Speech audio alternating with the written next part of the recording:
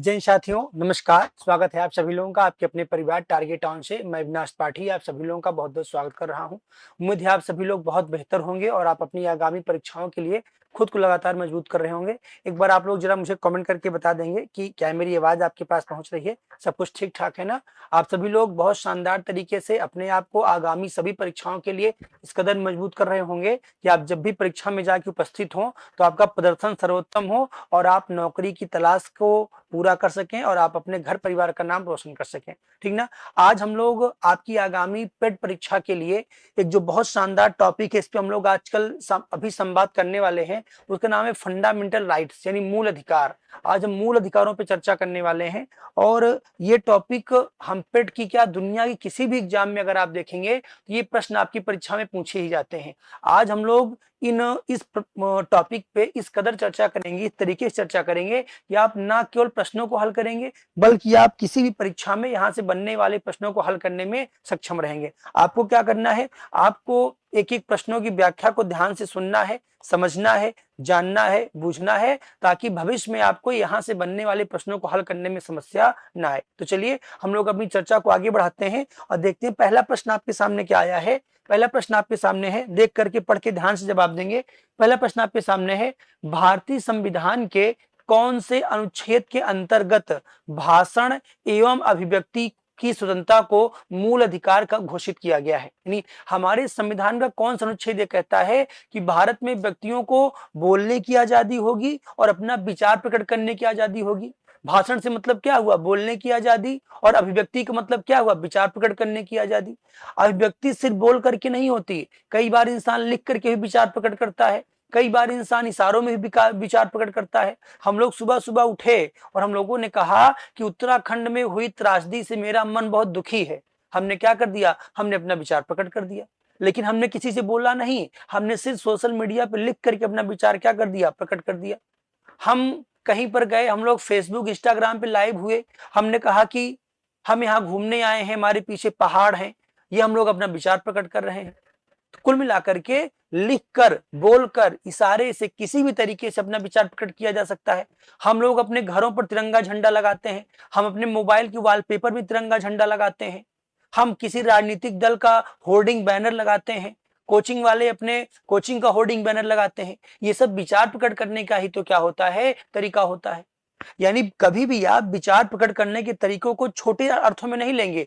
कोई भी ऐसा माध्यम, कोई भी ऐसा तरीका जिससे विचार प्रकट होता हो, लिखकर, बोलकर, इशारे से, जैसे आंखों देखा हाल सुनाना, होर्डिंग बैनर लगाना, पंपलेट बंटवाना, तिरंगे झंडे का प्रयोग करना, राजनीतिक दल का बैनर लगाना, ये सब हमारा क्या है, ये सब हमारे अभिव्यक्ति के माध्यम है। और हमारा संविधान क्या कहता है कि हमारे यहाँ क्या कहा गया, संविधान के आर्टिकल 19 में कहा गया, संविधान के अनुच्छेद 19 में कहा गया कि भारत में रहने वाले लोगों को क्या होगा, भारत में रहने वाले लोगों को बोलने का अधिकार होगा। क्या बोला गया है इसमें, कहा गया अगर आप भारत में रहते हैं तो आपको बोलने का अधिकार होगा। और भाई इस बोलने के अधिकार के अंतर्गत, इस बोलने के अधिकार के अंतर्गत 6 प्रकार की आजादी हमको मिलती है। कितने प्रकार की, 6 प्रकार की आजादी हमको मिलती है। और ध्यान देंगे, इसी 6 प्रकार की आजादी में जो आर्टिकल 19(1) का आता है, एक का ये कहता है कि भारत में रहने वाले लोगों को वाक मतलब बोलना, यानी आपको बोलने की आजादी होगी, और साथ में आपको अभिव्यक्ति यानी आपको विचार प्रकट करने की आजादी होगी। इसके अभी मैंने आपको कितने सारे एग्जाम्पल बताए, लेकिन जो सबसे मेन एग्जाम्पल है, वो जो पूछा जाता है परीक्षा में, वो आपको याद रखना है। इसी 19(1) का से हमारे यहाँ प्रेस यानी मीडिया की आजादी है। किसकी आजादी है, प्रेस की जो स्वतंत्रता है, मीडिया की जो स्वतंत्रता है, वो हमको यहीं से प्राप्त होती है। कहां से, आर्टिकल 19(1) का से। तो क्या जवाब देंगे, अनुच्छेद 19 जो है ये हमको जो है वो बोलने की आजादी देता है। आर्टिकल 14 में क्या कहा गया, आर्टिकल 14 में कहा गया कि भारत देश में जो विधि है, विधि मतलब कानून, आसान भाषा में, विधि के समक्ष क्या होगी, समता होगी, और भारत देश में जो विधियां हैं, विधियों का समान संरक्षण होगा। ये इसमें कह के बताने का काम किया गया है। ठीक, अभी आगे चर्चा आएगी, बताएंगे। आर्टिकल 21 में क्या बोला गया है, आर्टिकल 21 में बताया गया है कि प्रत्येक व्यक्ति के पास जीवन जीने का अधिकार होगा। कौन सा अधिकार होगा, व्यक्तियों के पास जीवन जीने का अधिकार पाया जाएगा। व्यक्तियों के पास जीवन जीने का अधिकार होगा। आर्टिकल 22 में क्या बताया गया है कि गिरफ्तारी के समय हमारे पास कौन कौन से अधिकार होंगे। अभी इन सारे टॉपिक पे क्वेश्चन आ गए हैं, ठीक। गिरफ्तारी के समय कौन कौन सा अधिकार होगा, क्या जवाब बनेगा? आर्टिकल 19 इसका सही जवाब बनेगा। अगला प्रश्न देखते हैं, भारत के संविधान का कौन सा अनुच्छेद प्रेस की स्वतंत्रता की बात करता है, मीडिया की आजादी की बात कौन करता है? तो अभी मैंने आपको क्या बताया, आर्टिकल 19 में प्रेस की आजादी की बात किया गया है। लेकिन अगर 19 के अंदर भी जाके पूछे तो क्या बोलेंगे आप? कहेंगे संविधान के आर्टिकल 19(1) में, संविधान के आर्टिकल 19(1) में क्या किया गया है? मीडिया की आजादी की बात किया गया है। अनुच्छेद 19(1) में मीडिया की आजादी की बात किया गया है।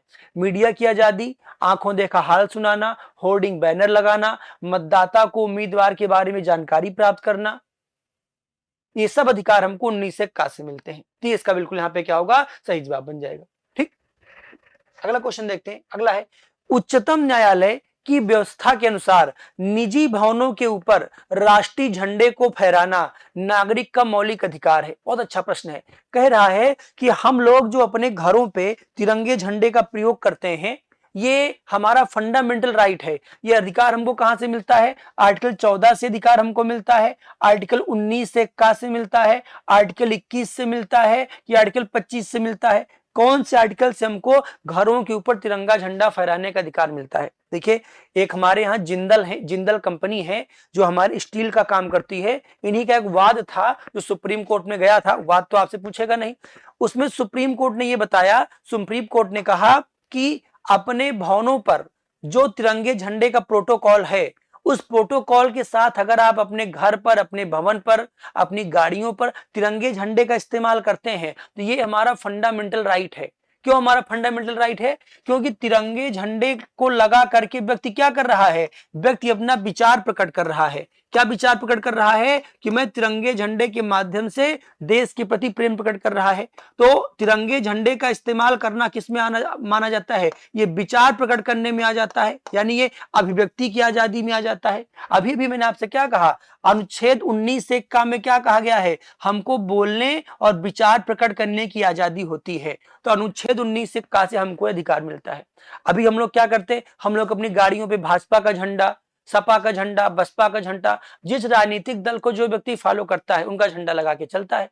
तो ये जो हम लोग झंडा लगा के चलते हैं ना, ये वास्तव में हम अपना अभिव्यक्ति ही तो करते हैं, हम अपना विचार ही तो प्रकट करते हैं। तो विचार प्रकट करने के अधिकार में एक ये आर्टिकल भी क्या होता है? वो शामिल होता है। एग्जाम्पल से क्वेश्चन बना गया, ठीक। देखिए फिर क्या है, अनुच्छेद 25 में क्या कहा गया है? आर्टिकल 25 में कहा गया है कि भारत में प्रत्येक व्यक्ति को जो उसका धर्म है, उस धर्म को प्रत्येक व्यक्ति को मानने का अधिकार होगा। यानी जो व्यक्ति जिस धर्म को फॉलो करता है उसको फॉलो करेगा। प्रत्येक व्यक्ति को अपने धर्म के आचरण करने का अधिकार होगा। आचरण का मतलब होता है कि उनके धर्म में जो क्रिया विधि बताई गई है, जैसे हिंदू धर्म में मैं सिखा रख सकता हूं, ये मेरे धर्म का आचरण है। इस्लाम के लोग छेद वाली टोपी पहन सकते हैं। सिख समुदाय के लोग पगड़ी पहनेंगे, कृपाण लेकर के चलेंगे। सिख समुदाय जो कृपाण लेकर के चलता है, ये उनका फंडामेंटल राइट है, ये उनके धर्म का आचरण है। ये अनुच्छेद 19(1) का उल्लंघन नहीं माना जाता। तो भारत में प्रत्येक व्यक्ति अपने धर्म को मानेगा, अपने धर्म का क्या करेगा? वो आचरण करेगा, और साथ ही क्या कर सकता है? वो अपने धर्म का प्रचार प्रसार भी कर सकता है। क्या कर सकता है? प्रचार प्रसार कर सकता है। ये हमारा क्या है? फंडामेंटल राइट है।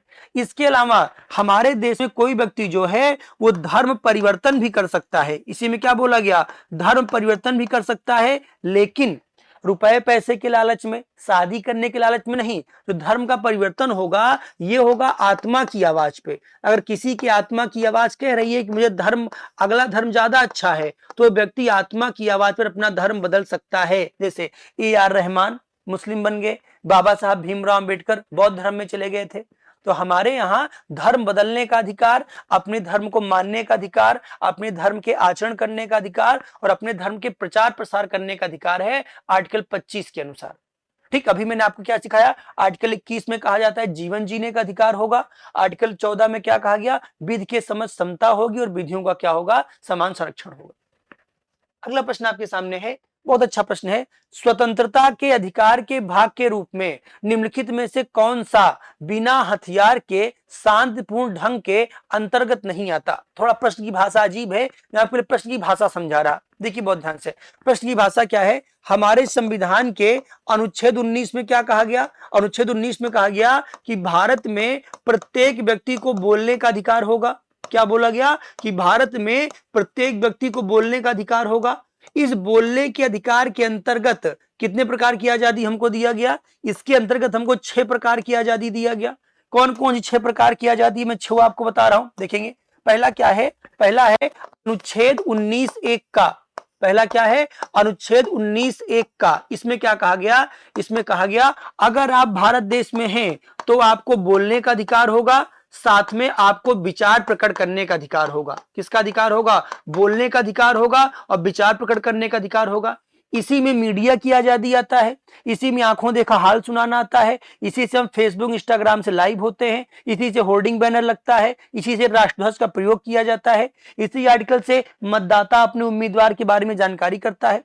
फिर 19(ख) में क्या कहा गया? कहा गया हम लोगों को धरना करने का अधिकार है, प्रदर्शन करने का अधिकार है, जुलूस करने का अधिकार है। कुल मिलाकर के और आसान भाषा में कहें तो हम लोगों को भीड़ इकट्ठा करने का अधिकार होता है। लेकिन ध्यान देंगे, इस विरोध के दौरान जहां पर भी आप इस तरीके का विरोध करेंगे वहां पे हथियार नहीं होना चाहिए। बिना हथियार के हम लोग धरना दे सकते हैं, प्रदर्शन कर सकते हैं, जुलूस कर सकते हैं, आंदोलन कर सकते हैं, सब कुछ कर सकते हैं। अभी भी दिल्ली में एसएससी के टीचरों ने क्या किया? आंदोलन किया, हम लोग कर सकते हैं। लेकिन जब आप इस तरह का कोई धरना प्रदर्शन करेंगे, भीड़ इकट्ठा करेंगे, समुदाय मतलब कि एकत्रित होंगे, तो आपके पास हथियार नहीं होना चाहिए। और दूसरा, इसके अंतर्गत हम लोगों को हड़ताल का अधिकार नहीं प्राप्त होता, हड़ताल इसमें नहीं आता।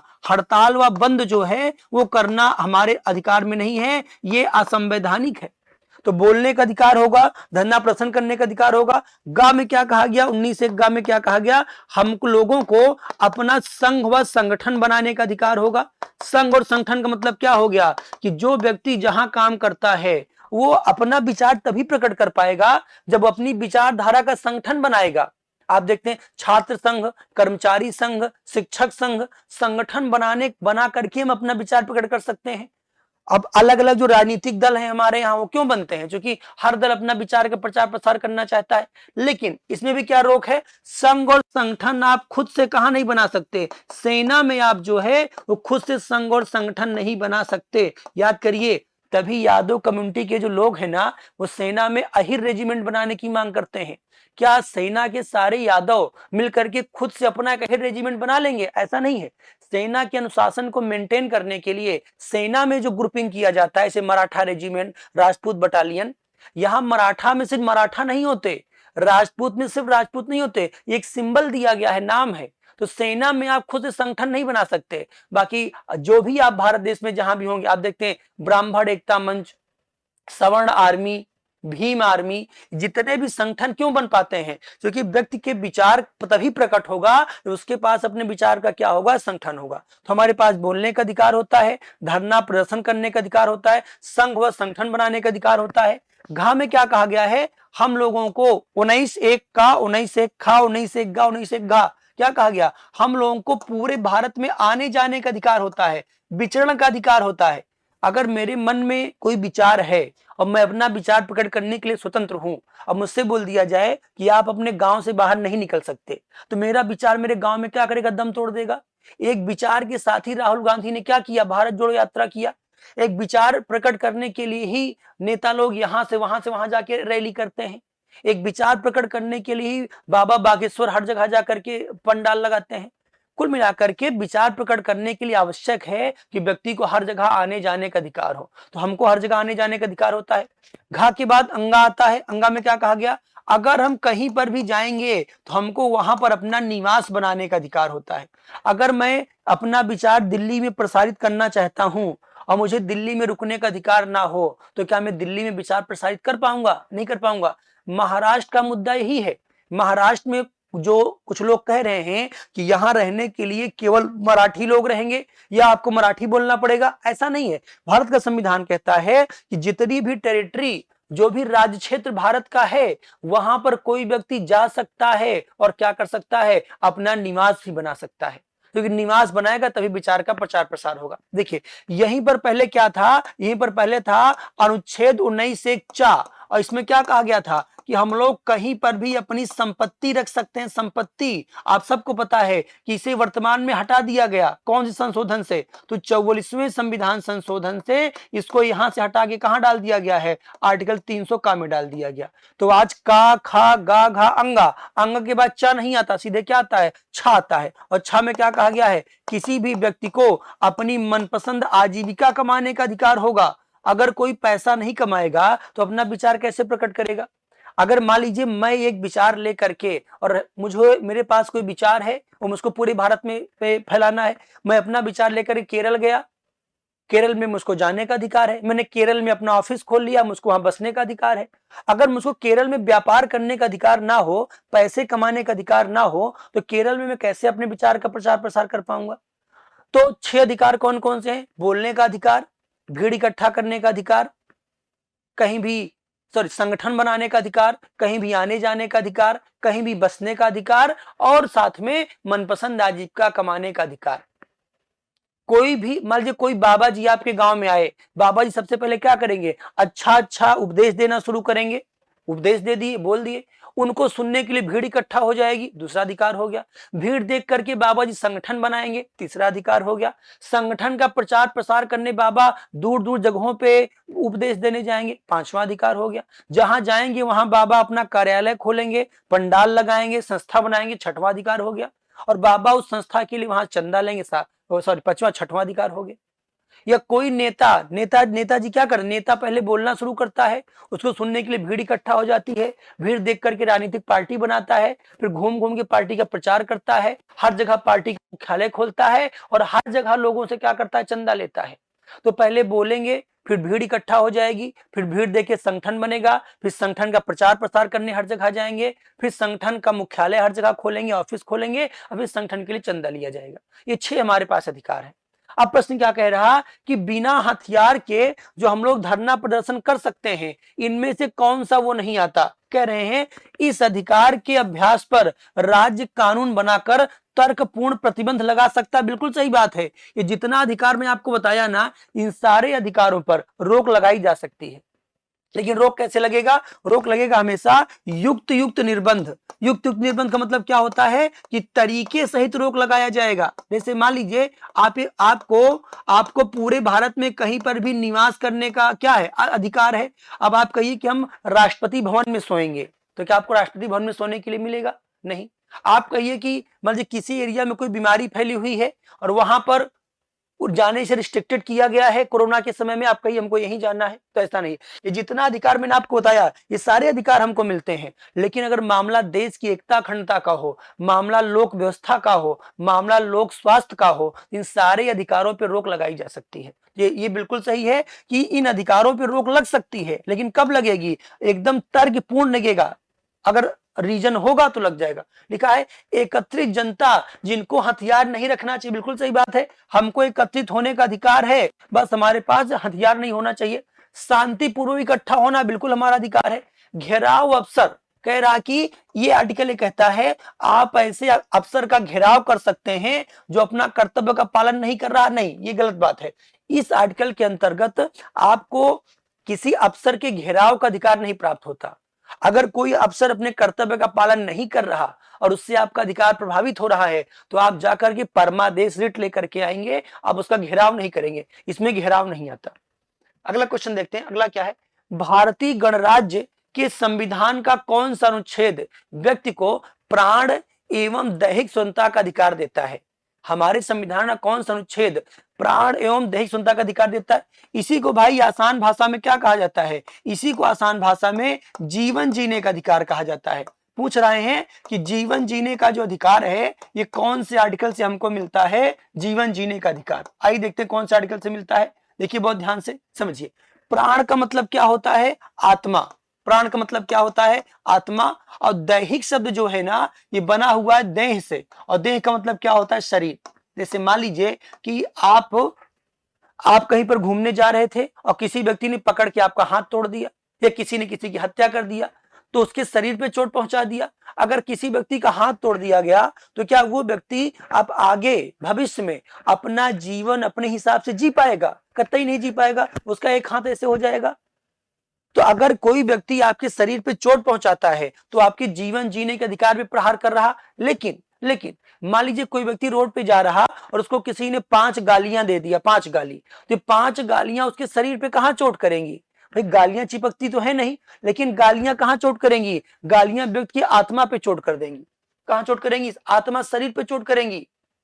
किसी व्यक्ति ने किसी व्यक्ति को जात सूचक गाली दे दिया, वो व्यक्ति क्या सोचेगा? अगर मैं इस जाति का ना होता तो आज मुझको ये गाली ना पड़ती।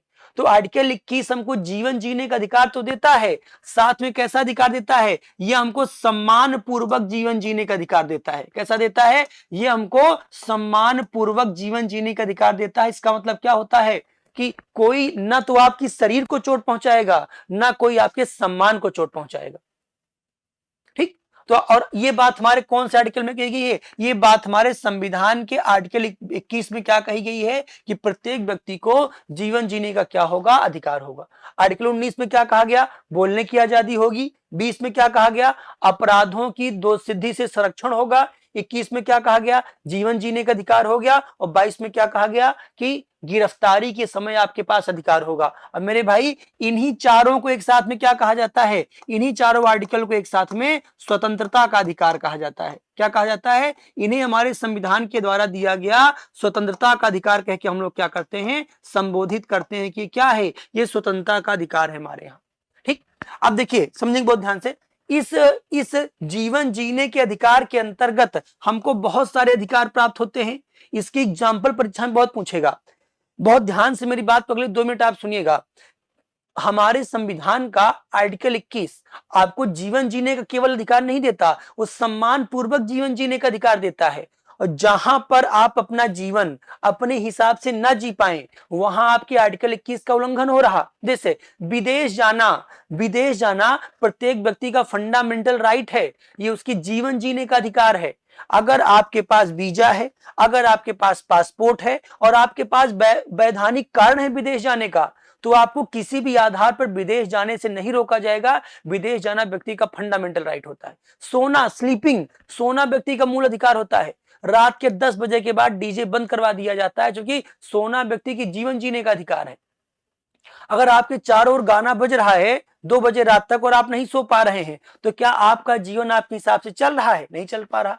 गाना सुनना मेरा अधिकार है, सोना आपका अधिकार है। मैं इतना धीमा गाना सुनूंगा कि आपकी नींद न बाधित हो, और मैं गाना सुन रहा हूं तो आपको इससे कोई समस्या नहीं होनी चाहिए, बस आपकी नींद न खराब हो। निःशुल्क विधिक सहायता का अधिकार, निःशुल्क चिकित्सा का अधिकार, हथकड़ी ना पहनने का अधिकार, राइट टू प्राइवेसी, निजता का अधिकार। अगर आप संसदीय अवस्था में किसी पार्क में, किसी गार्डन में किसी महिला या पुरुष के साथ बैठे हैं, तो कोई आकर के आपके साथ हस्तक्षेप नहीं कर सकता कि आप क्यों यहां बैठे हैं, कौन है ये। इसको राइट टू प्राइवेसी बोलते हैं, निजता का अधिकार होगा। कोई किसी की अनावश्यक फोटो नहीं खींच सकता, स्क्रीन रिकॉर्डिंग आप नहीं कर सकते। ये सब आर्टिकल 21 के एग्जाम्पल है, जीवन जीने के अधिकार में सब आता है। किसी भी महिला द्वारा बच्चा पैदा करना कि ना करना, कितना करना, कब करना, ये महिला का फंडामेंटल राइट होता है। सास, ससुर, ननद, देवर, भौजाई के इसमें कोई हस्तक्षेप नहीं होता, पति का भी हस्तक्षेप नहीं होता। यहां तक कि शारीरिक संबंध के दौरान गर्भ निरोधक साधनों का प्रयोग करना भी महिला का फंडामेंटल राइट है। कोर्ट ने आदेश दिया है कि कोई महिला अगर शारीरिक संबंध के दौरान गर्भ निरोधक साधनों का प्रयोग करना चाह रही है, तो उसके पति उसको ऐसा ना करने के लिए बाध्य नहीं कर सकते। तो जीवन जीने के अधिकार को मनपसंद शादी करने का अधिकार। अगर आप 21 साल के हैं और आपको शादी करना है और कोई आपकी शादी नहीं होने दे रहा, तो कहां आप अपना जीवन जी पा रहे हैं? तो मनपसंद शादी करना भी हमारा फंडामेंटल राइट होता है।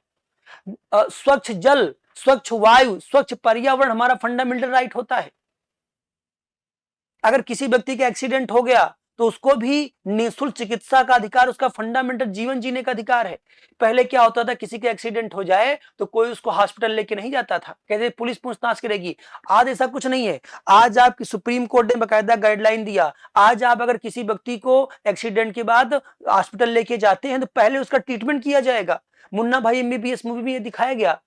कहा पहले इसको रोको, पहले पुलिस आएगी, फिर आगे तक नहीं। आज पहले व्यक्ति का क्या होगा, ट्रीटमेंट होगा, जो कि उस व्यक्ति के पास जीवन जीने का अधिकार है, फंडामेंटल राइट है उसका जीवन जीना। तो क्या जवाब बनेगा, आर्टिकल 21 में क्या दिया गया है, जीवन जीने का अधिकार दिया गया है।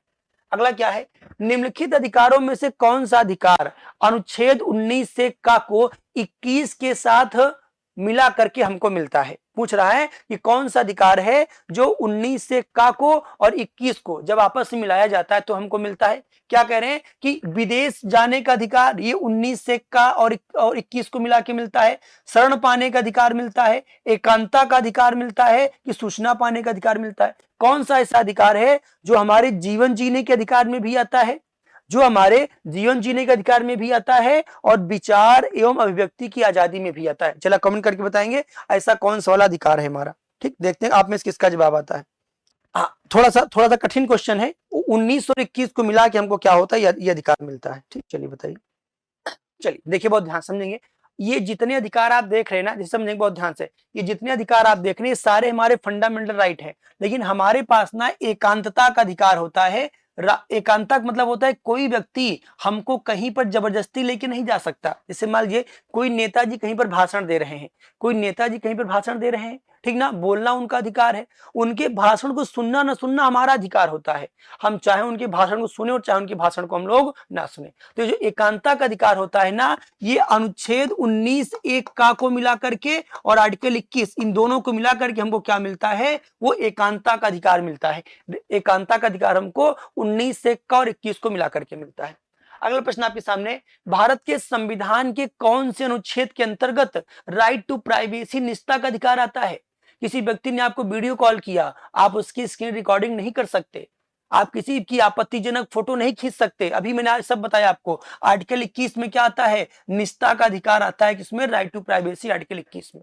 ठीक, अगला क्या है, भारत निम्नलिखित में से कौन सा अधिकार राष्ट्रीय आपातकाल तक में भी समाप्त या सीमित नहीं होता। कह रहा है ऐसा कौन सा हमारा अधिकार है जो कि आपातकाल लग जाए तब भी समाप्त नहीं होता। बड़ा अच्छा क्वेश्चन है, कई बार पूछा जाता है। मैं आपको एक बार में सिखा दे रहा, देखिए बहुत ध्यान से।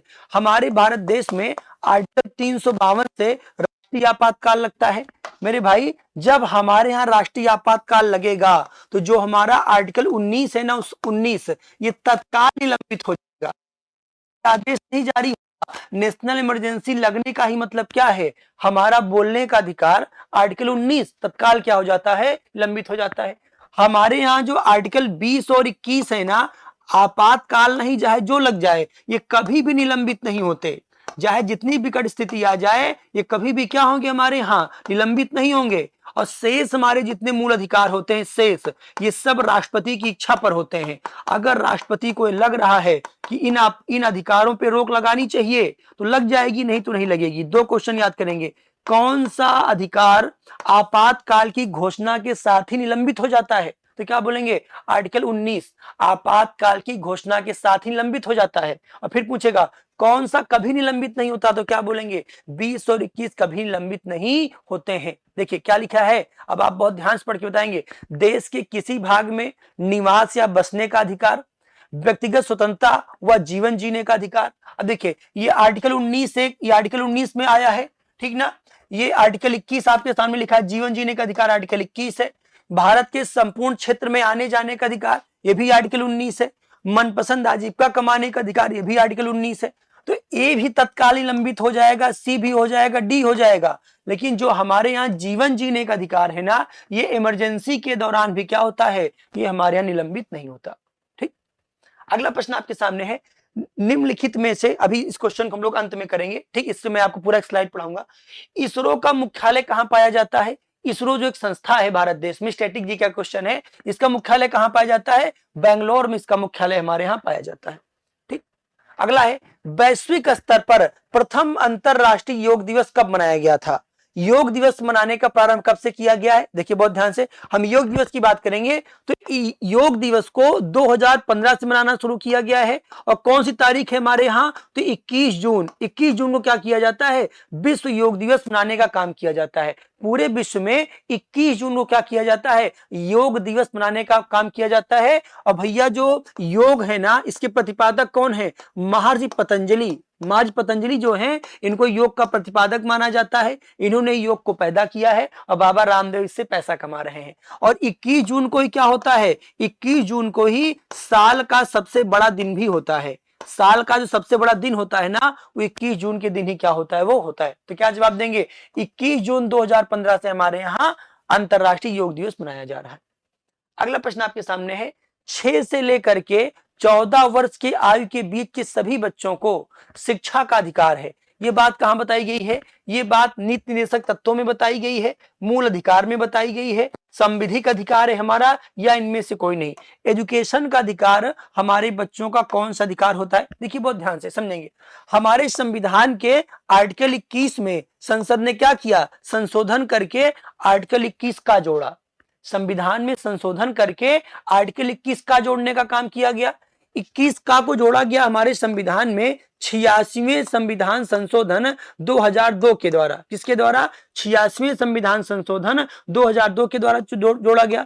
किसकी सरकार थी उस समय, तो अटल बिहारी सरकार हुआ करती थी। अटल बिहारी सरकार के समय क्या किया गया, इसको जोड़ने का काम किया गया। और इसमें कहा गया, अगर भारत में कोई बच्चा 6 से लेकर के 14 आयु के बीच का बच्चा है, तो ऐसे बच्चे को हमारे भारत देश में निःशुल्क यानी फ्री में, बिना कोई पैसा के निःशुल्क और अनिवार्य शिक्षा मिलेगी। अनिवार्य का मतलब हर हाल में मिलना चाहिए, और निःशुल्क मतलब पैसा नहीं मिलेगा।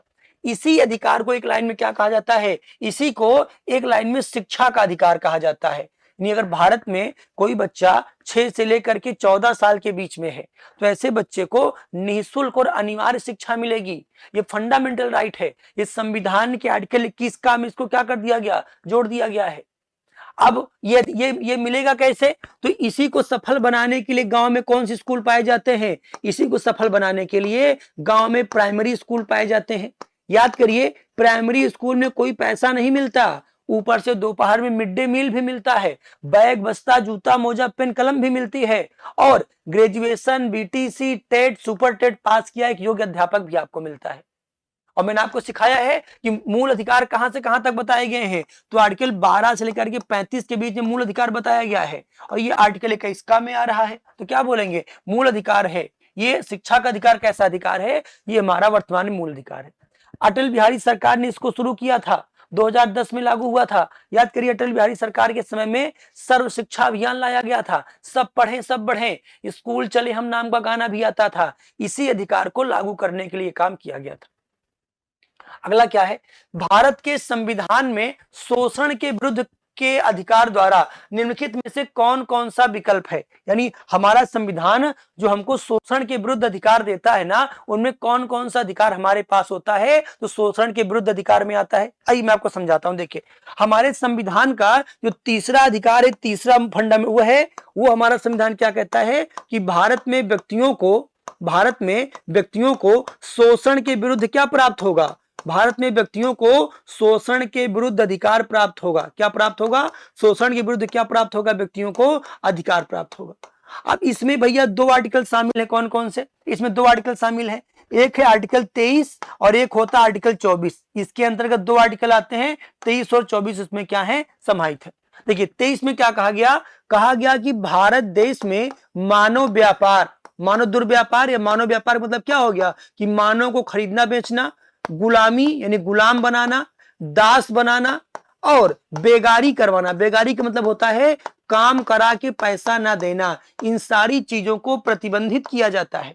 यानी अगर आप भारत देश में हैं तो अब ना भारत में मानव को खरीदा बेचा जाएगा, ना तो किसी से गुलामी करवाई जाएगी, ना तो कोई किसी का दास होगा, और काम कराएंगे तो पैसा देना पड़ेगा। बेगारी भी आप नहीं करवा सकते, आर्टिकल 23 में कहा गया। 24 में क्या कहा गया, अगर कोई बच्चा भारत में 14 वर्ष से कम आयु का है, अगर कोई बच्चा भारत देश में 14 वर्ष से कम आयु का है, तो ऐसे बच्चे को आप भारी उद्योग में, जोखिम भरे काम में, बड़े कल कारखानों में नहीं लगा सकते। जैसे जहां पर कांच काटा जाता है, जहां पे सीमेंट भरी जाती है, वहां काम करने वालों का फेफड़ा जल्दी खराब हो जाता है। तो ये हो गया जोखिम भरा कार्य। ये हो गया क्या कहते हैं बड़े कल कारखाने। तो ऐसी जगहों पर आप 14 साल से कम आयु के बच्चों को नहीं लगाएंगे। अच्छा क्यों नहीं लगाएंगे? क्योंकि 6 से लेकर के 14 साल तक के बच्चों को शिक्षा का अधिकार है। अगर वो बच्चा फैक्ट्री में काम करेगा तो शिक्षा का अधिकार कहां मिल पाएगा?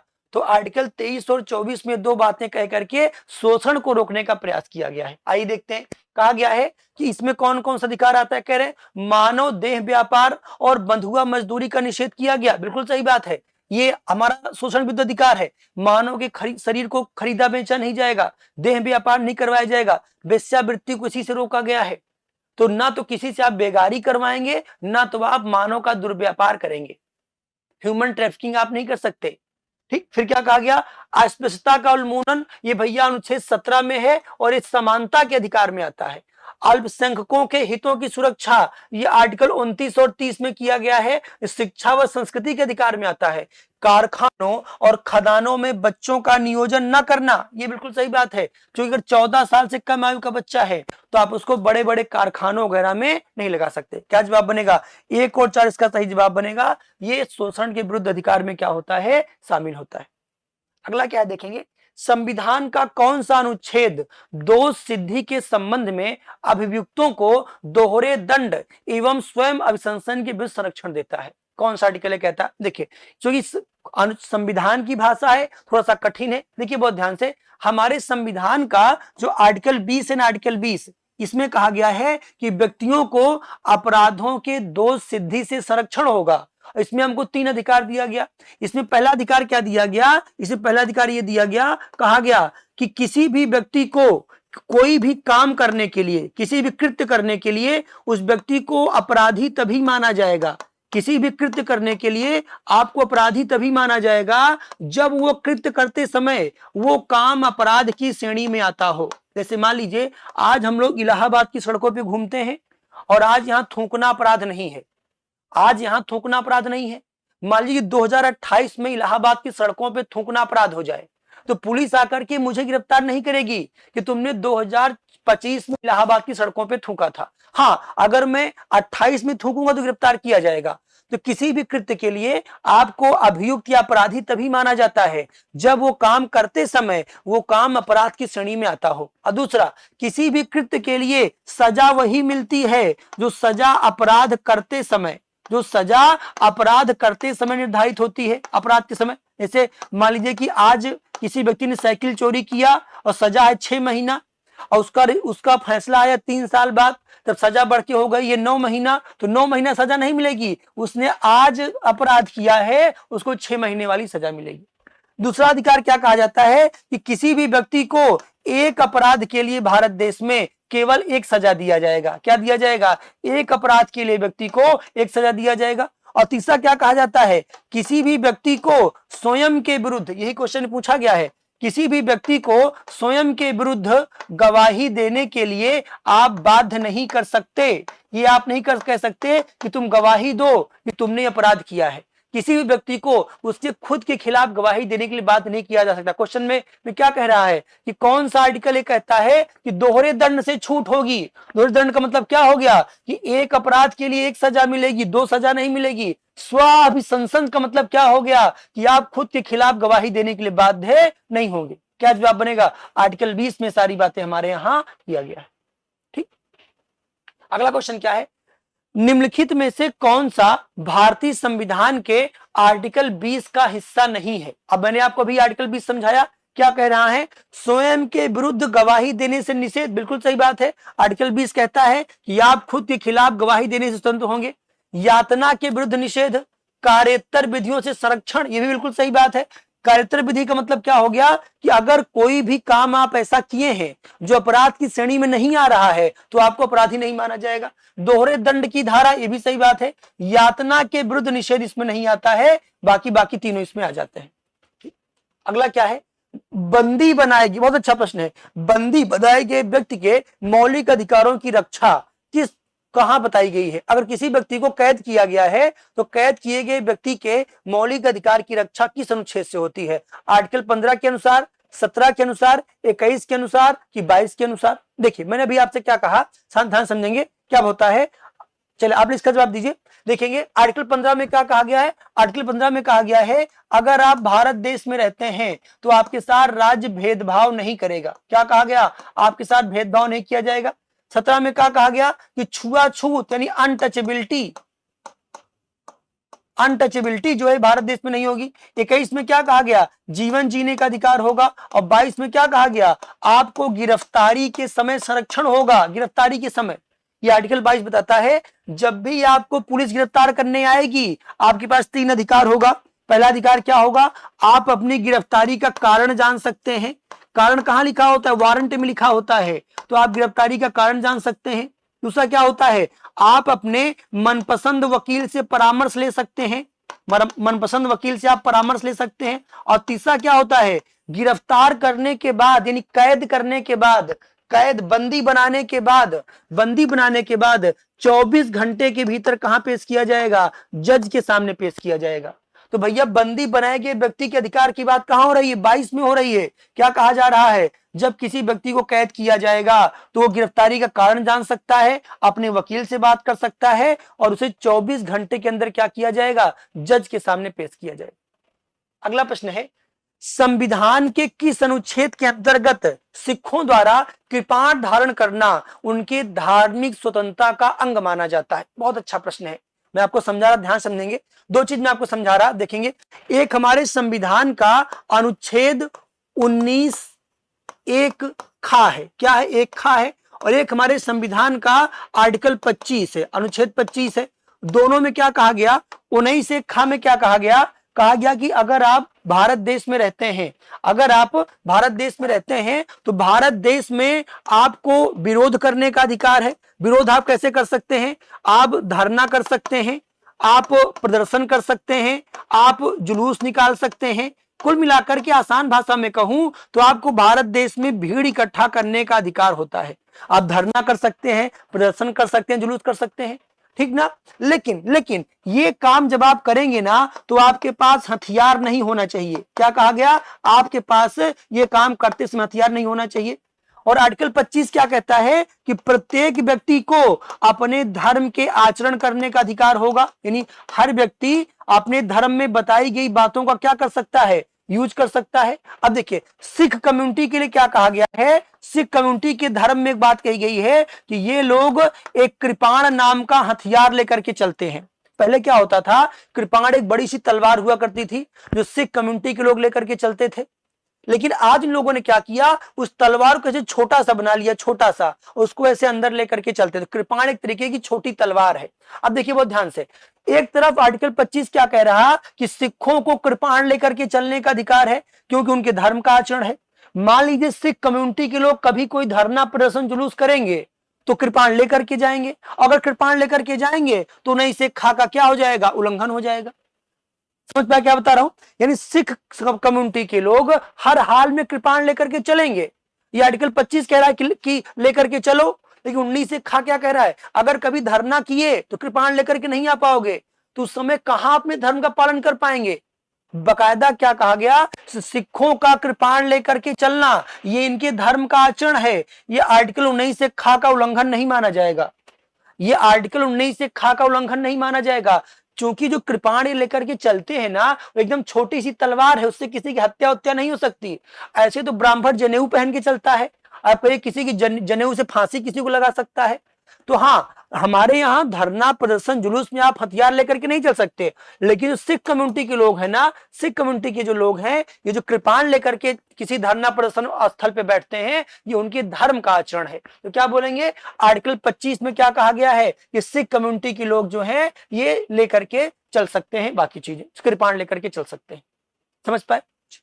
अगला प्रश्न क्या है, भारतीय संविधान के अनुच्छेद 25 में जो कहा गया आपको धर्म को मानने की आजादी है, हिंदू शब्द में कौन शामिल नहीं है। क्या हिंदू शब्द में सिख नहीं आते, पारसी नहीं आते, जैन नहीं आते, कि बौद्ध नहीं आते, हिंदू धर्म के अंतर्गत कौन नहीं आता। तो देखिए आर्टिकल 25 में क्या कहा गया कि जब भी कहीं पर हिंदू शब्द का प्रयोग किया जाएगा इसमें हिंदू तो आएगा, साथ में बौद्ध भी आएंगे, साथ में सिख भी आएंगे और साथ में जैन भी आएंगे। क्योंकि बौद्ध, सिख और जैन जो धर्म है ना, ये हिंदू धर्म से ही पैदा हुआ धर्म है, इसीलिए हिंदू, बौद्ध, सिख और जैन भी क्या होते हैं, वो इसमें आ जाते हैं। तो क्या जवाब देंगे, पारसी को छोड़ दीजिए, बाकी सब के सब क्या होते हैं, इसमें आकर के समाहित हो जाते हैं। ठीक, अगला क्या है, अगला हमको मिलान करना है कौन से आर्टिकल में कौन सी बात कही गई। आर्टिकल 23 में क्या कहा गया है, 23 में कहा गया है कि मानव को खरीदा बेचा नहीं जाएगा, ठीक ना, देह व्यापार नहीं करवाया जाएगा। ठीक, देह व्यापार का मतलब होता है वेश्यावृत्ति वगैरह नहीं करवाई जाएगी, गुलामी दास प्रथा नहीं करवाई जाएगी, बिल्कुल सही बात है। 24 में कहा गया कारखानों में 14 साल से कम आयु के बच्चों को नहीं लगाया जाएगा, बिल्कुल सही बात है। आर्टिकल 26 में कहा गया धार्मिक कार्यों के प्रबंधन का अधिकार होगा, बिल्कुल सही है। 29 में कहा गया शिक्षण संस्थानों की स्थापना और प्रशासन का अधिकार अल्पसंख्यक वर्ग के पास होगा। नहीं मेरे भाई, ध्यान समझेंगे, हमारे यहाँ जो अल्पसंख्यक कम्युनिटी है ये अपनी संस्कृति और शिक्षा लिपि भाषा के अनुसार स्कूल कॉलेज खोल सकती है। ये बात आर्टिकल 30 में बताई गई है। कहां बताई गई है, ये बात आर्टिकल 30 में बताई गई है। 29 में क्या कहा गया, 29 में कहा गया कि व्यक्तियों को अपनी संस्कृति बचाए रखने का अधिकार होगा। क्या कहा गया, व्यक्तियों को अपनी संस्कृति, अपनी लिपि और अपनी भाषा इनको बचाए रखने का अधिकार होगा। तो 29 कहता है संस्कृति बचा सकते हैं, और 30 क्या कहता है, अल्पसंख्यक कम्युनिटी के जो लोग हैं वो अपने लिए स्कूल कॉलेज भी खोल सकते हैं। बहुत ध्यान समझेंगे, पेट में क्वेश्चन आया था, बहुत विवाद का विषय मिला। ये जो अनुच्छेद 30 है ना भाई, ये केवल अल्पसंख्यक को मिलता है। किसको मिलता है, ये जो आर्टिकल 23 है ये केवल अल्पसंख्यक कम्युनिटी को मिलता है, ये बहुसंख्यक को नहीं मिलता। लेकिन जो आर्टिकल 29 है ना, ये जो है अल्पसंख्यक और बहुसंख्यक दोनों को मिलता है। तो कभी अगर आपसे पूछा जाए कि अल्पसंख्यक वर्ग के हित की बात कहां किया गया है, तो आप क्या जवाब देंगे, आर्टिकल 29 और 30 में किया गया है। इसे एक बार में क्या कहा जाता है, इसे एक बार में कहा जाता है शिक्षा व संस्कृति का अधिकार। तो शिक्षा व संस्कृति के अधिकार में अल्पसंख्यक वर्ग के हित की बात किया गया है, ये अल्पसंख्यक वर्ग के हित की बात करता है। लेकिन अगर कभी भी आपको 29 और 30 में से एक चुनना हो तो फिर आप किसके साथ जाएंगे, फिर आप अनुच्छेद 30 के साथ जाएंगे, क्योंकि ये केवल अल्पसंख्यक वर्ग के हित की बात करता है। आर्टिकल 29 में तो बहुसंख्यक भी आ जाते हैं। ठीक, तो अल्पसंख्यक वर्ग के हित की बात शिक्षा व संस्कृति के अधिकार में किया गया है, आर्टिकल 29 और 30 में किया गया है। लेकिन 30 में केवल अल्पसंख्यकों की बात किया गया है, इसीलिए ये पेट में पूछा गया प्रश्न था 29 30 जो दोनों ऑप्शन में दे दिया था, तो वहां पे 30 क्या होगा, वो इसका सही जवाब बन जाएगा। देखिए आर्टिकल 26 में क्या कहा गया है कि भारत में व्यक्ति अपने धार्मिक कार्यों के लिए प्रबंधन कर सकता है। अब दिमाग पे जोर डालिए, मैंने आपको क्या सिखाया, आर्टिकल 25 कहता है आपको अपने धर्म का प्रचार प्रसार करने की आजादी है।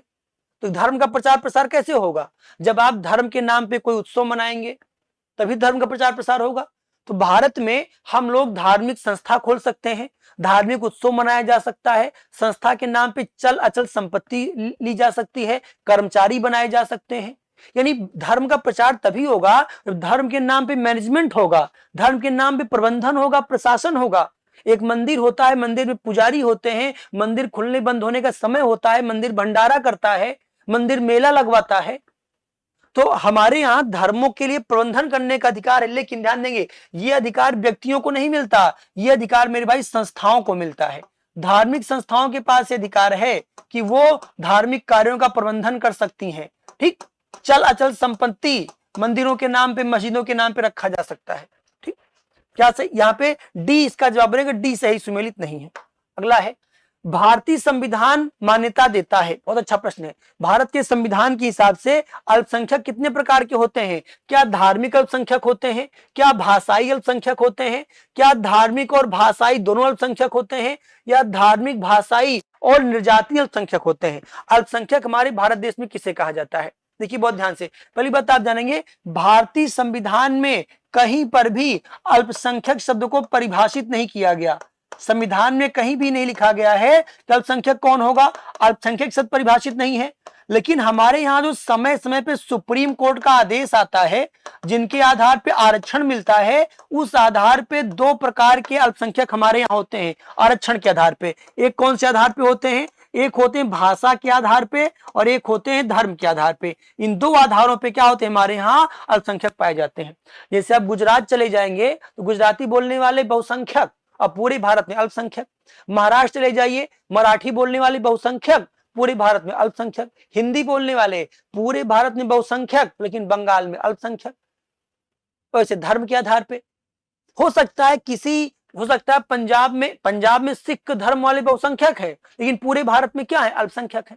तो हमारे यहाँ जो अल्पसंख्यक का दर्जा मिलता है वो धर्म के आधार पर और भाषा के आधार पर क्या मिलता है, वो अल्पसंख्यक का दर्जा हमारे यहाँ मिलता है। ठीक, अगला प्रश्न आपके सामने है, मौलिक अधिकारों की रक्षा कौन करता है? हमारे आपके मौलिक अधिकारों की रक्षा कौन करता है? क्या न्यायपालिका मौलिक अधिकार की रक्षा करती है, कार्यकारिणी कार्यपालिका करती है, संसद करती है, कि इनमें से कोई नहीं करता? हमारे मौलिक अधिकार की रक्षा किसके द्वारा किया जाता है? देखिए बहुत ध्यान से, हमारा जो छठवां मौलिक अधिकार है ना, छठवां मौलिक अधिकार, इसे कहा जाता है संवैधानिक उपचारों का अधिकार।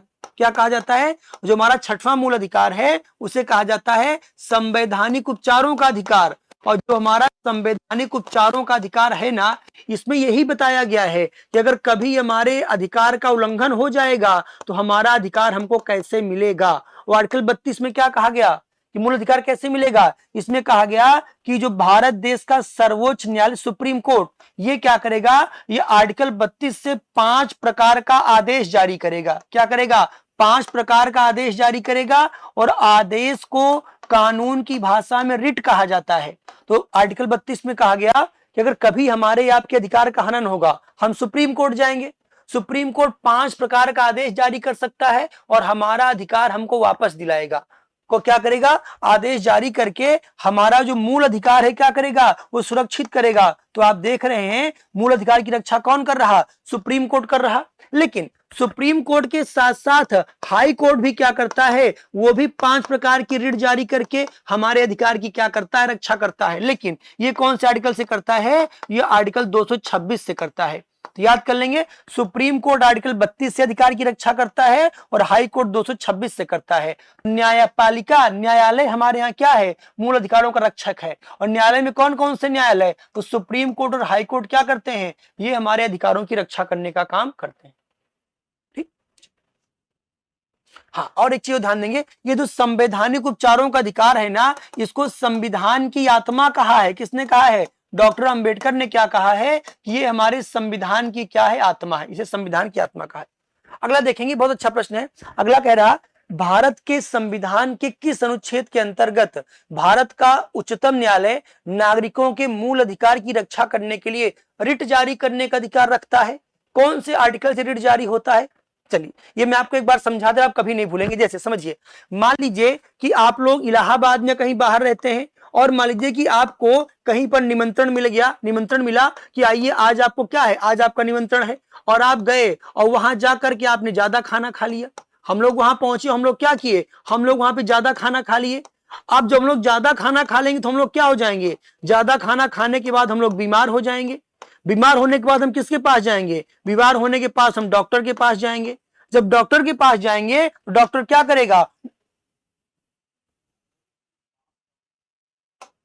हाँ, बीमार होने के बाद जब हम डॉक्टर के पास जाएंगे तो डॉक्टर हमारा क्या करेगा, डॉक्टर हमारा उपचार करेगा। डॉक्टर क्या करेगा, डॉक्टर हमारा उपचार करने का काम करेगा। क्या करेगा, उपचार करेगा। अब देखिए डॉक्टर कैसे हमारा उपचार करेगा। डॉक्टर के पास उपचार करने का 5 तरीका है। कौन कौन सा 5 तरीका है? डॉक्टर क्या कह सकता है, कह सकता है कि भैया जाओ नींबू पानी पी लो, सलाह लेके छोड़ सकता है।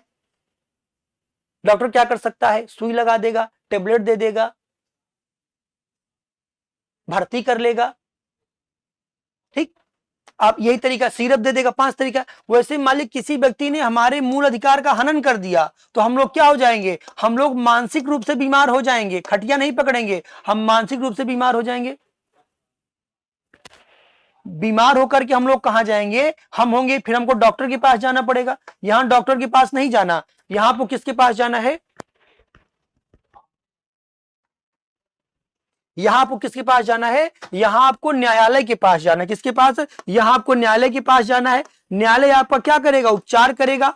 और कैसे उपचार करेगा, न्यायालय आपका उपचार करेगा संविधान के माध्यम से, संविधान ने बताए गए तरीके के माध्यम से, तभी इसको संवैधानिक उपचार कहा जाता है। और न्यायालय कैसे उपचार करेगा, न्यायालय 5 प्रकार का रिट जारी करेगा। क्या जारी करेगा, 5 प्रकार का रिट जारी करेगा और हमारा अधिकार हमको वापस दिलाएगा। तो क्या बोलेंगे, आर्टिकल 32 में क्या कहा गया है कि न्यायालय 5 प्रकार का रिट जारी करके क्या करेगा, हमारे अधिकार की रक्षा करेगा। लेकिन आर्टिकल 32 से कौन जारी करता है, सुप्रीम कोर्ट जारी करता है। 226 से कौन जारी करता है, हाई कोर्ट जारी करता है। ठीक, अगला क्वेश्चन आपके सामने क्या है, अगला है, निम्नलिखित में से किस एक रिट के द्वारा किसी व्यक्ति की स्वतंत्रता का महानतम रक्षक माना जाता है? वो कौन सी रिट है जिसके द्वारा किसी व्यक्ति की स्वतंत्रता को रक्षित किया जाता है? देखिए, परमादेश है, बंदी प्रत्यक्षीकरण है, उत्प्रेषण की प्रतिषेध। एक और ऑप्शन ही बना लीजिए, अधिकार परीक्षा। एक ही बार में आपको समझा दे रहा हूं पांचों रिट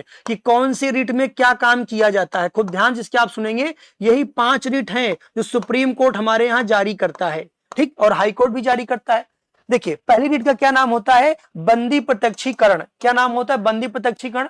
इसका अर्थ होता है कि शरीर प्रस्तुत करो। इसका अर्थ क्या होता है? इसका अर्थ होता है शरीर प्रस्तुत करो। मेरे भाई बहुत ध्यान समझिए, अगर कभी भी किसी भी व्यक्ति को गलत तरीके से कैद कर लिया जाए, अगर कभी भी किसी व्यक्ति को गलत तरीके से कैद कर लिया जाए, किसी व्यक्ति को गलत तरीके से कैद कर लिया जाए, तो ऐसे व्यक्ति को छुड़वाने के लिए कौन सी रिट जारी किया जाता है? ऐसे व्यक्ति को छुड़वाने के लिए हम रिट कौन सी लेकर के आते हैं? हम लेकर के आते हैं भैया बंदी प्रत्यक्षीकरण। इसमें सुप्रीम कोर्ट कहता है कि सबसे पहले उस व्यक्ति को मेरे सामने लेकर के आओ, सशरीर लेकर के आओ मेरे सामने, उसके बाद फिर आगे क्या की कार्रवाई देखा जाएगा कि कैसे कैसे किया गया। अब याद करिए, मैंने आपको क्या सिखाया था कि जब भी किसी व्यक्ति को गिरफ्तार किया जाएगा, जब भी किसी व्यक्ति को गिरफ्तार किया जाता है, तो ऐसी स्थिति में उस व्यक्ति को गिरफ्तारी का कारण जानने का अधिकार होता है। 24 घंटे में उसको जज के सामने पेश होना होता है। अगर किसी आपको पुलिस पकड़े और 3 दिन तक थाने में रखे रहे तो आपके अधिकार का उल्लंघन हो गया। आपके घर वाले न्यायालय जाएंगे और न्यायालय रिट जारी करेगा बंदी प्रत्यक्षीकरण, कहेगा मेरे सामने लेकर के आओ। जब किसी व्यक्ति को गलत तरीके से कैद कर लिया जाए, यानी उसकी स्वतंत्रता को बाधित कर दिया जाए, व्यक्तिगत स्वतंत्रता को बाधित, अगर आपको जेल में बंद कर दिया गया तो कहां आपकी आजादी रह गई? तो इसका जवाब क्या बनेगा? बंदी प्रत्यक्षीकरण जो रिट है ना, ये व्यक्ति की व्यक्तिगत स्वतंत्रता को लेकर के दी जाती है। परमादेश का मतलब होता है, ध्यान देंगे, जब इसका अर्थ होता है हम आदेश देते हैं कि, हम आदेश देते हैं कि ये काम करो। जब कोई अपने कर्तव्य का पालन ना कर रहा हो या गलत तरीके से कर रहा हो तो रिट कौन सी आती है? परमादेश आती है। जैसे मान लीजिए कोई व्यक्ति आपके अधिकारों का हनन कर रहा है, आप बार बार उसके पास कोई सक्षम अधिकारी है और आप बार बार कोई काम लेकर के जा रहे, नहीं कर रहा। यानी जब कोई व्यक्ति अपने कर्तव्य का पालन ना करे या गलत तरीके से करे तो सुप्रीम कोर्ट क्या बोलेगा? हम आदेश देते हैं कि ये काम तुमको करना पड़ेगा। फिर तीसरा क्या है समझेंगे, प्रतिषेध का मतलब होता है मना करना। क्या होता है इसका मतलब? मना करना। देखेंगे, जब निचली अदालतों में कोई कार्रवाई चल रही हो, जैसे हाई कोर्ट में कोई कार्रवाई चल रही, डिस्ट्रिक्ट कोर्ट में कोई कार्रवाई चल रही, और उनकी कार्रवाई पे रोक लगाना हो, वहां मामला सही से ना सुना जा रहा हो, तो अगर कभी भी निचली अदालत की कार्यवाही पर रोक लगाना होता है, वहां मुकदमा चल रहा है और चलते मुकदमे पर रोक लगाना है, रिट कौन सी आती है? प्रतिषेध। उत्प्रेषण में क्या होता है समझते हैं? उत्प्रेषण में अगर निचली अदालत के फैसले पर रोक लगाना हो, किस पे रोक लगाया जाता है? इसमें फैसले पर रोक लगा करके अर्थ क्या होता है इसका? उत मतलब ऊपर, प्रेषण मतलब भेजना, इसका अर्थ होता है ऊपर मंगाना। जब सुप्रीम कोर्ट को निचली अदालतों के फैसले पर रोक लगा करके मामला अपने पास मंगाना होता है तो उत्प्रेषण रिट जारी किया जाता है। दोनों का अंतर समझिए। अगर कोई मामला हाई कोर्ट, डिस्ट्रिक्ट कोर्ट में चल रहा है और चलते मामले की कार्रवाई पर रोक लगाना है तो प्रतिषेध रिट आएगी, प्रोहिबिशन आएगा। अगर हाई कोर्ट ने कोई फैसला दे दिया है, उस फैसले पर रोक लगा करके मामला सुप्रीम कोर्ट मंगाना है, रिट कौन सी आएगी? रिट आएगी मेरे भाई उत्प्रेषण। आप लोगों ने क्रांति मूवी देखा होगा, क्रांति मूवी में अंत में नाना पाटेकर को फांसी होती रहती है, उसकी नायिका डिंपल कपाड़िया एक रिट लेकर के आती है जिससे उसकी फांसी रुक जाती है। तो भैया फांसी का आदेश हो चुका था, आदेश पे रोक लगाई गई, तो रिट कौन सी लेकर के आई थी? वो उत्प्रेषण रिट लेकर के आई थी। कहा मेरे हीरो, मेरे बाबू जानू सोना मोना टोना को फांसी नहीं होगी, वो रिट थी। अधिकार परीक्षा का मतलब होता है किस अधिकार से। क्या मतलब होता है? किस अधिकार से। अगर कोई व्यक्ति किसी पद पर गलत तरीके से बैठा होता है तो उससे पूछा जाता है भैया कौन से अधिकार से इस पद पर बैठे हो। पांचों रिट एक बार फिर से बता रहा हूं। जब किसी व्यक्ति को गलत तरीके से कैद किया जाए तो बंदी प्रत्यक्षीकरण। जब कोई अपने कर्तव्य का पालन ना कर रहा हो या गलत तरीके से कर रहा हो और आपका अधिकार उससे प्रभावित हो तो परमादेश। जब निचली अदालत के कार्रवाई पे रोक लगाना हो, प्रतिषेध। जब निचली अदालत के फैसले पे रोक लगा करके मामला अपने पास मंगाना हो, उत्प्रेषण। और जब कोई व्यक्ति किसी गलत पद पे, किसी पद पर गलत तरीके से बैठा हो, अब पूछना हो कि कौन से अधिकार से इस पद पर बैठे हो, तो रिट कौन सी आएगी? रिट आएगी अधिकार परीक्षा। अगला प्रश्न क्या है?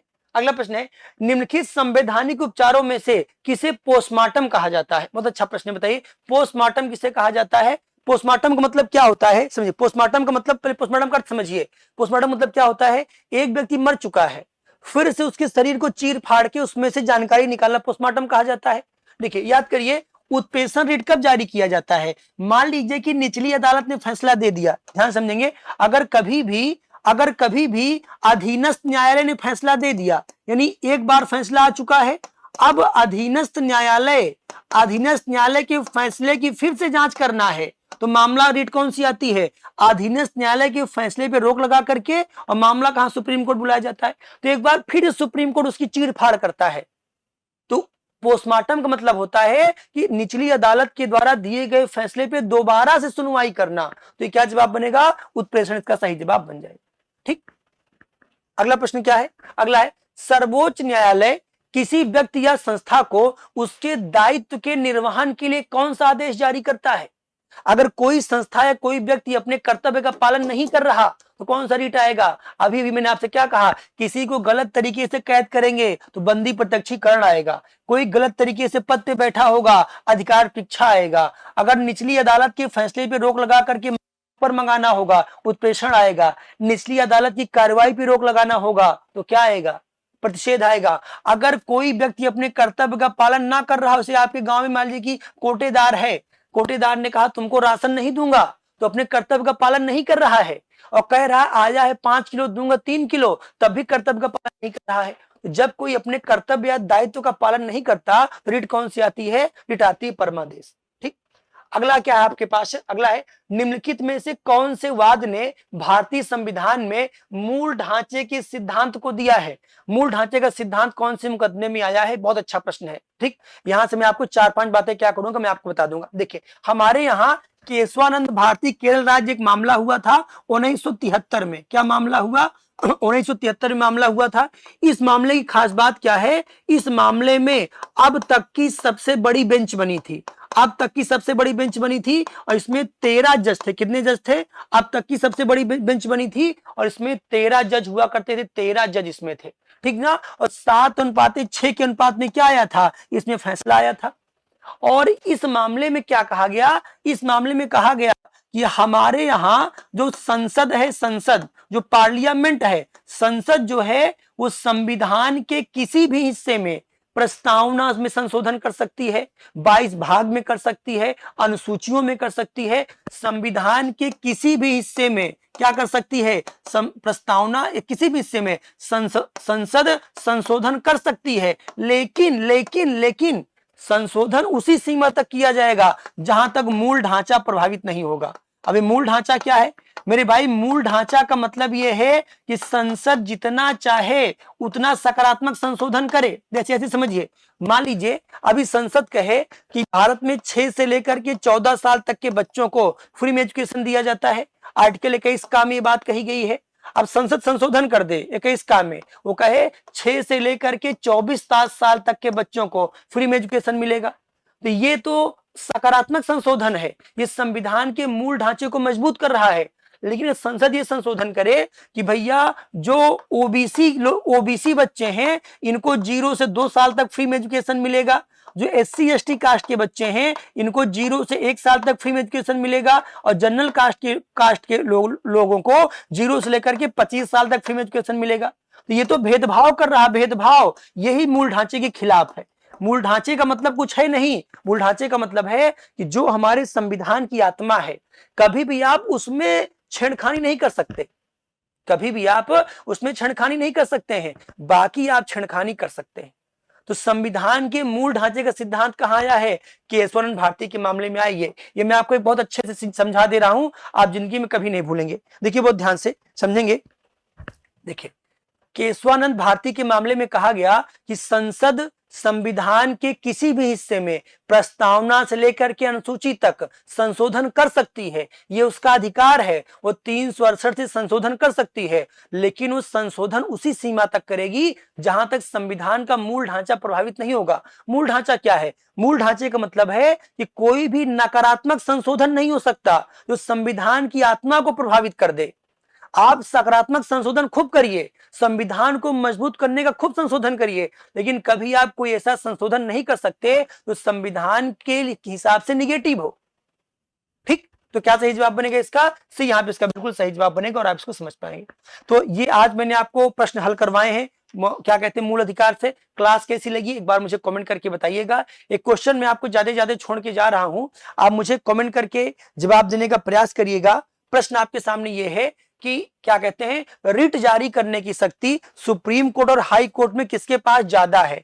सुप्रीम कोर्ट भी रिट जारी करता है आर्टिकल 32 से, हाई कोर्ट भी रिट जारी करता है आर्टिकल 226 से। आपको बताना है ज्यादा रिट जारी करने की शक्ति किसके पास है, ज्यादा पावर किसके पास है, सुप्रीम कोर्ट के पास कि हाई कोर्ट के पास? अगर आप सक्षम हो तो आप क्यों उसके पास ज्यादा पावर, ये भी आप जवाब देने का प्रयास करिएगा। चलिए, बहुत बहुत धन्यवाद।